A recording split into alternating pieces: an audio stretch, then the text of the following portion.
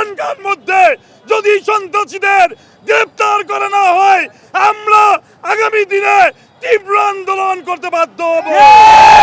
বিএনপির সন্ত্রাসীদের পায়ে শিকল পরিয়ে দেওয়া হবে। এই দেশে আইন শৃঙ্খলা বলতে কোনো কিছুই নেই। আজকে ঘরে থাকলে খুন হতে হচ্ছে, সাধারণ মানুষের কোনো নিরাপত্তা নেই।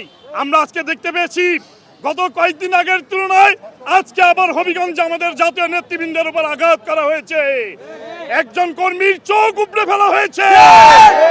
আমরা সন্ত্রাসী বিএনপিকে বলতে চাই, আওয়ামী লীগের ফ্যাসিবাদী কায়দা যদি দেশ পরিচালনা করতে চান, আওয়ামী লীগ যেভাবে এই দেশ থেকে বিতাড়িত হয়েছে আপনারাও সেই একইভাবে এই দেশ থেকে বিতাড়িত হবে।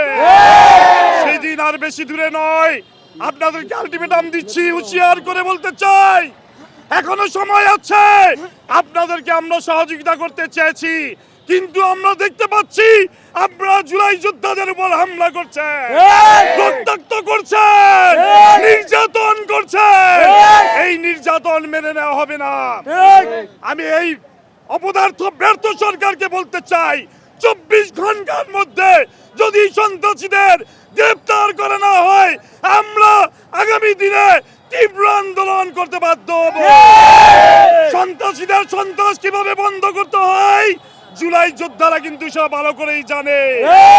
শেখ হাসিনার মতো ফ্যাসিবাদের পতন কিন্তু জুলাই যোদ্ধাদের হাতে হয়েছে।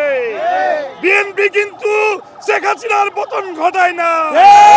জুলাই যোদ্ধারা জানে কিভাবে এই সন্ত্রাসী সংগঠন বিএনপিকে বাংলার মস্তক থেকে উৎখাত করতে হবে।